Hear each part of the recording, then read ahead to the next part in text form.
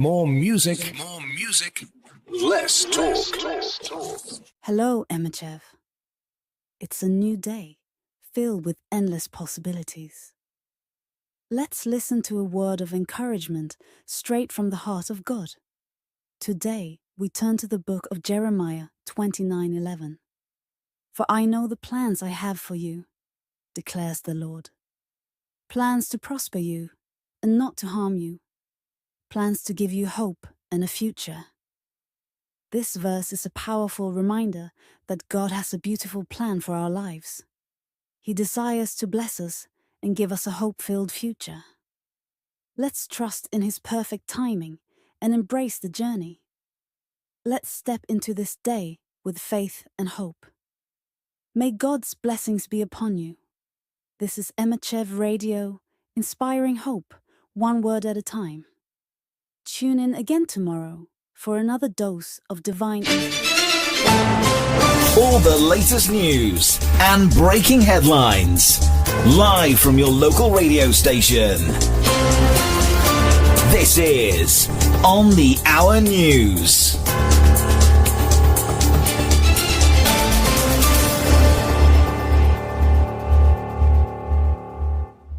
Hello. Here are some of the news making headlines, internationally according to The Guardian, today. Visit theguardian.com for more clarity. The Sudanese army has recaptured the presidential palace in the capital, Khartoum, a highly symbolic battlefield victory over the paramilitary rapid support forces in the country's catastrophic civil war.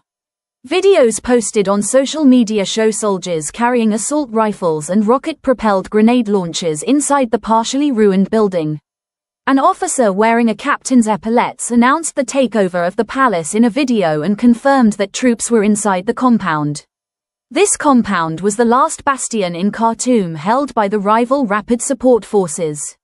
A power struggle has led to a coup in Tigray as war looms between Ethiopia and Eritrea. Tigray's interim leader has fled as a rival faction seized control, while Ethiopian tanks and troops moved to the border of Eritrea.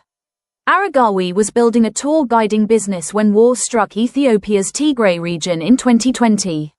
He spent the next 2 years fighting on the front line. Now, he is among those who fear Tigray is on the brink of conflict once more. We don't want to become a battleground, but it seems like war is near, maybe even inevitable, he said. Sports news today. Lewis Skelly's England debut goal sets up Tuchel's winning start over Albania. It was not a night when Thomas Tuchel's England team set the pulses racing. The new head coach had talked about the need for cut and thrust, for excitement. He was eager to ignite something at the beginning of the road to the 2026 World Cup. Instead, it was a night for the more prosaic values, professionalism and control, hard work, especially without the ball. There was the basic ingredient of a victory on what was a showpiece occasion for Tuchel, however flat it might have felt for long spells. This came together with one glorious individual story and a much more familiar one. Technology news today. X sues Modi's government over content removal in new India censorship fight. Elon Musk's company is arguing against the government's expanded powers to allow easier removal of online content. India's IT ministry has unlawfully expanded censorship powers to allow the easier removal of online content and empowered countless government officials to execute such orders, Elon Musk's X has alleged in a new lawsuit against New Delhi. The lawsuit and the allegations mark an escalation in an ongoing legal dispute between X and the government of India's Prime Minister, Narendra Modi, over how New Delhi orders content to be taken down. It also comes as Musk is getting closer to launching his other key ventures, Starlink and Tesla, in India. X, formerly Twitter, is suing the Modi government over content removal in a new Indian censorship fight. Elon Musk's company is arguing against the government's expanded powers that allow easier removal of online content. India's Ministry of Electronics and Information Technology has unlawfully expanded censorship powers to allow the easier removal of online content and empowered countless government officials to execute such orders, X alleges in a new lawsuit against New Delhi. The lawsuit and the allegations mark an escalation in an ongoing legal dispute between X and the government of India's Prime Minister, Narendra Modi, over how New Delhi orders content takedowns.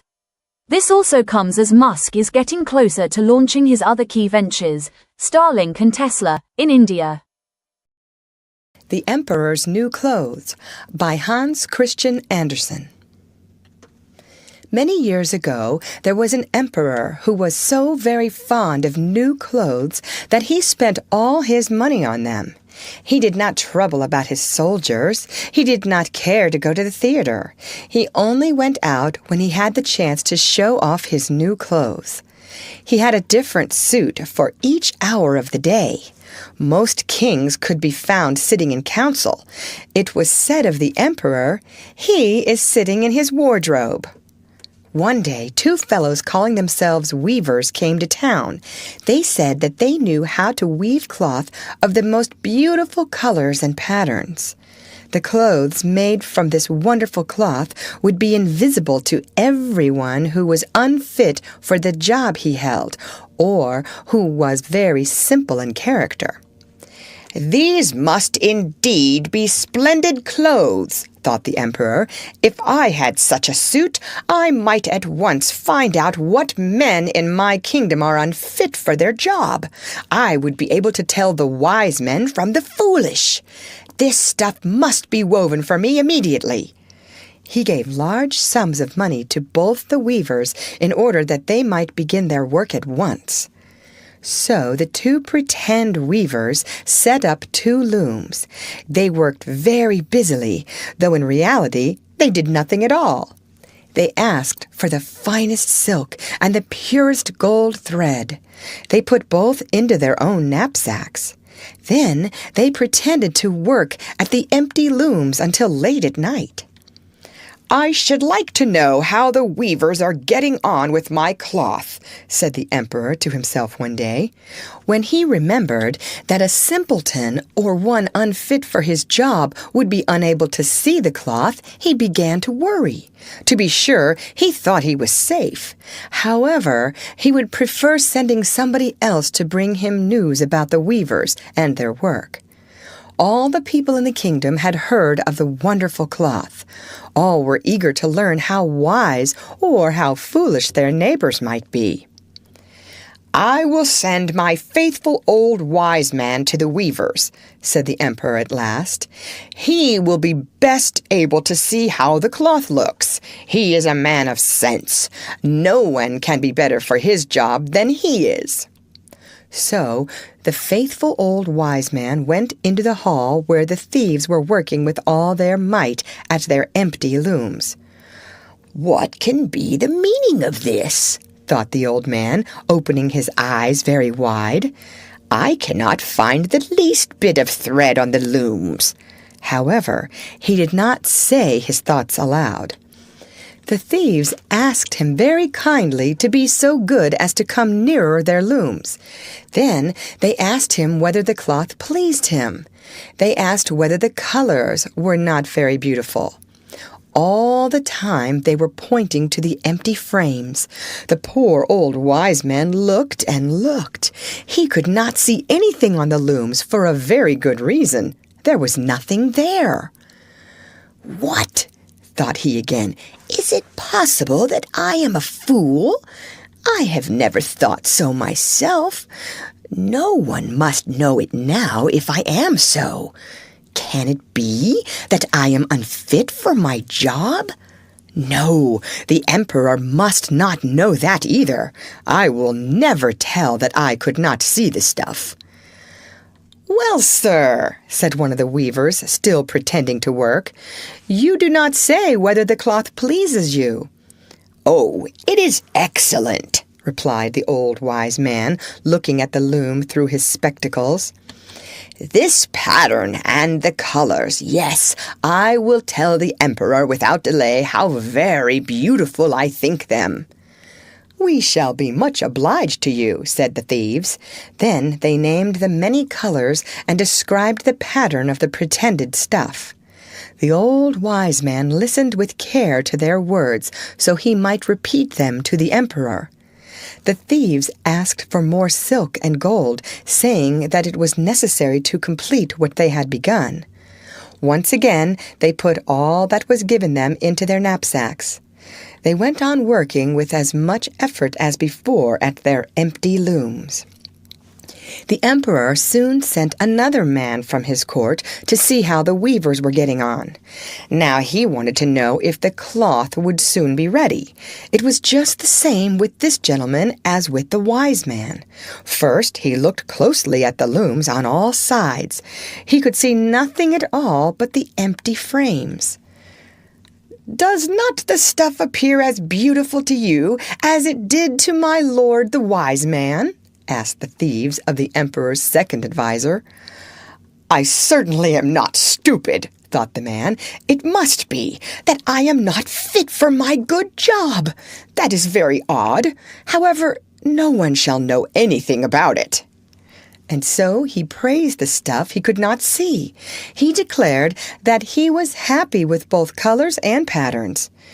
"Indeed, your imperial majesty," he said to his emperor when he returned, "the cloth which the weavers are preparing is extraordinarily magnificent." The whole city was talking of the splendid cloth which the emperor had ordered to be woven. Finally, the emperor himself wished to see the costly material while it was still in the loom. He took many officers of the court and the 2 honest men who had already admired the cloth. As soon as the weavers saw the emperor approach, they went on working faster than ever, although they still did not pass even one thread through the looms. "Is not the work absolutely magnificent?" said the 2 officers of the crown already mentioned. "If your majesty will only be pleased to look at it, what a splendid design! What glorious colors!" And at the same time they pointed to the empty frames, for they imagined that everyone else could see this exquisite piece of workmanship. "How is this?" said the emperor to himself. "I can see nothing. This is indeed a terrible affair.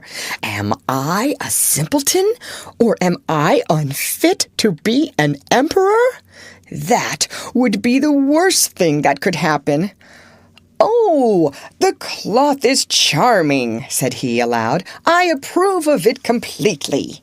He smiled most graciously and looked closely at the empty looms. No way would he say that he could not see what 2 of his advisers had praised so much. Everyone with the emperor now strained his or her eyes, hoping to discover something on the looms, but they could see no more than the others. Nevertheless, they all exclaimed, "Oh, how beautiful!" and advised His Majesty to have some new clothes made from this splendid material for the parade that was planned. "Magnificent! Charming! Excellent!" was called out on all sides. Everyone was very cheerful. The emperor was pleased. He presented the weavers with the emblem of an order of knighthood. The thieves sat up the whole of the night before the day on which the parade was to take place. They had 16 lights burning, so that everyone might see how anxious they were to finish the emperor's new suit. They pretended to roll the cloth off the looms. They cut the air with their scissors and sewed with needles without any thread in them. "See," cried they at last, "the emperor's new clothes are ready." The emperor, with all the grandees of his court, came to the weavers. The thieves raised their arms as if in the act of holding something up. "Here are your majesty's trousers. Here is the scarf. Here is the mantle. The whole suit is as light as a cobweb. One might fancy one has nothing at all on when dressed in it." "Yes, indeed," said all the courtiers, although not one of them could see anything of this special cloth. The emperor was undressed for a fitting, and the thieves pretended to array him in his new suit. The emperor turned round and from side to side before the looking-glass. "How splendid His Majesty looks in his new clothes, and how well they fit!" Everyone cried out, "What a design! What colors! These are indeed royal robes!"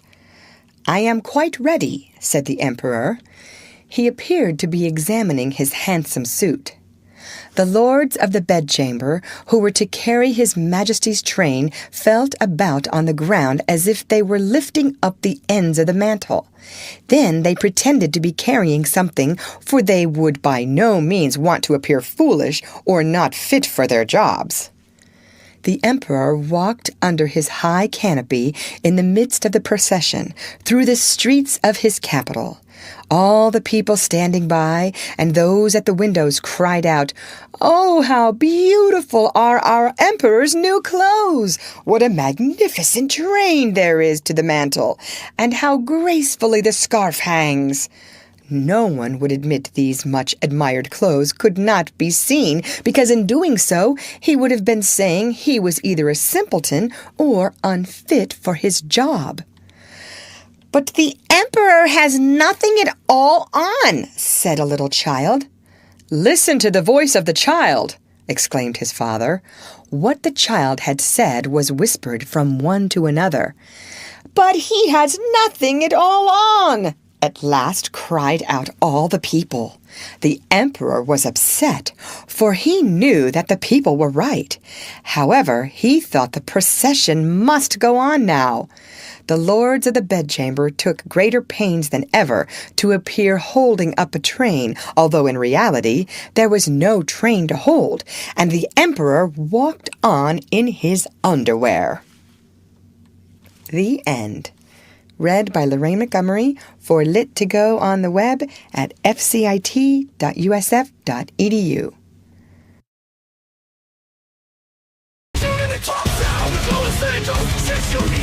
Sundays from 16 to 16 to 18 of tea.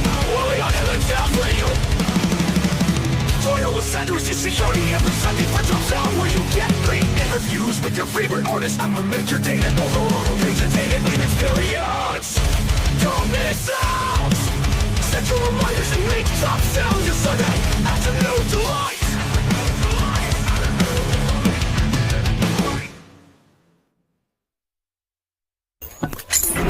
You are listening to Emmachev Radio.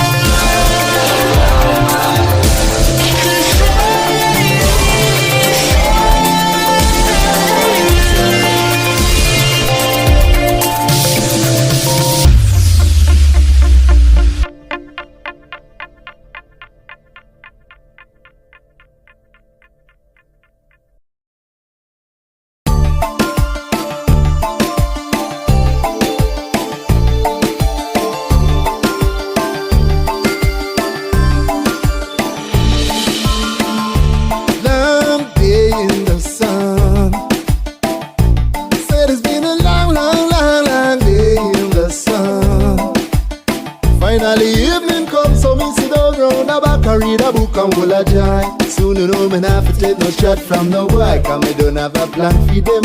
And it no mean me I go say no man for them. Cause if I book them I read and I treat we like clown. Who say we have to take it lying down? Knowledge is the power, we control the tower, and rival Elizabeth crown. Yeah, things will be better. Up, me say step our elevator. Rise with the wind like a feather. Fly with the eagle and we sing like a bird. Yeah, things will be better. Up, me say step our elevator. No matter what the time or the weather. Fly with the eagle and we sing like a bird. You know that I never give in. No, I never give in. No,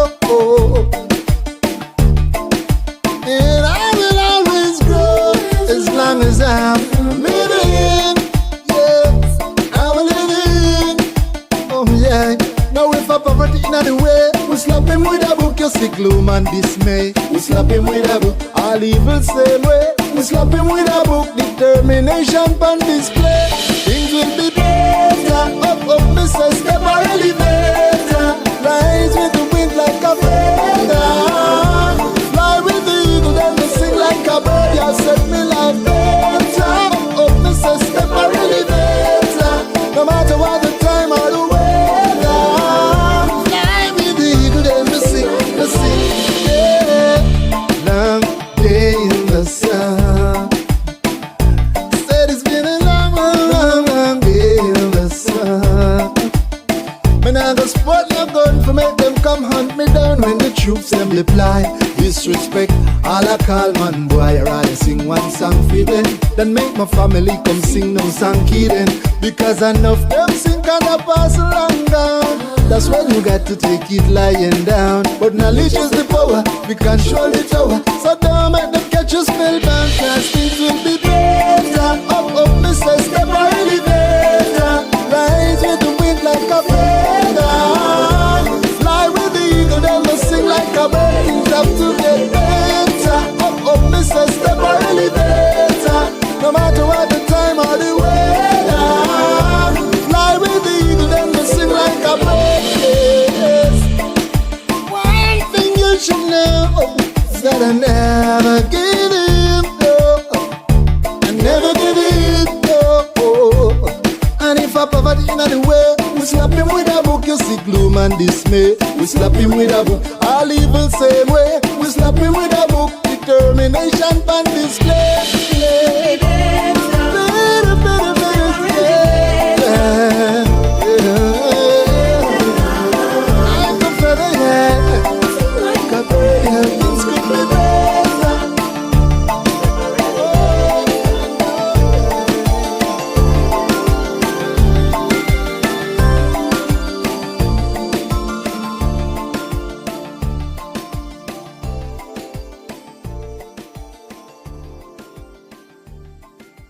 That was Knowledge is the Power by Michael Anthony, featuring Brian Art Music. A little earlier, we also heard Meet My Anima. Up next, we have You Happy by BJ Block and Dawn Pemberton. By the way, here's a little life hack for you. Did you know you can use a clothespin to hold a nail while you hammer it, preventing smashed fingers? It's a simple trick, but incredibly useful. 1, 2, 3, 4. You happy? I'm happy too. The news, the radio, and the TV all try to tell us who we should be. But the bravest thing we can do is to love ourselves through and through. Oh, oh, oh, oh, oh, oh, oh. There's something happening here. You happy? Can you feel it? Can you see it? I'm happy too. We've got to make love appeal. You happy? Do you know it?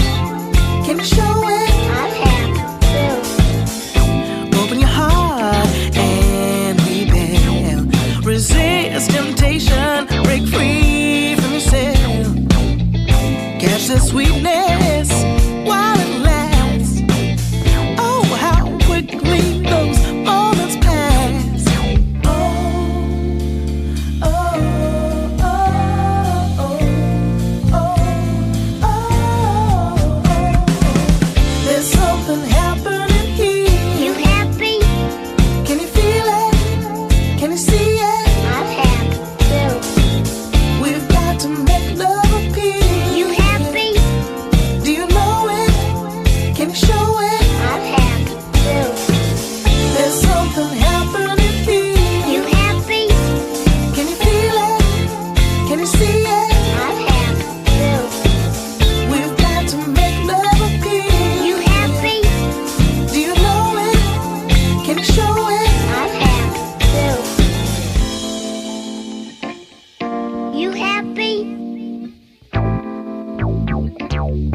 I'm happy too. You happy? I'm happy too. There's something happening here. You happy? Can you feel it? Can you see it? I'm happy too. We've got to make love appear. You happy?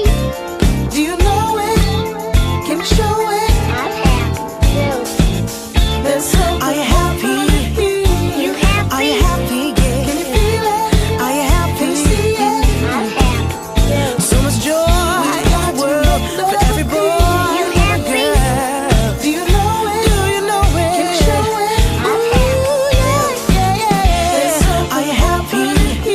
You happy? Are you happy? Yeah. Can you feel it? Are you happy? I'm happy too. So much joy in the world for every boy and every girl. Do you know it? Do you know it? Can you show it? I'm happy too. You are listening to The Biggest Hits.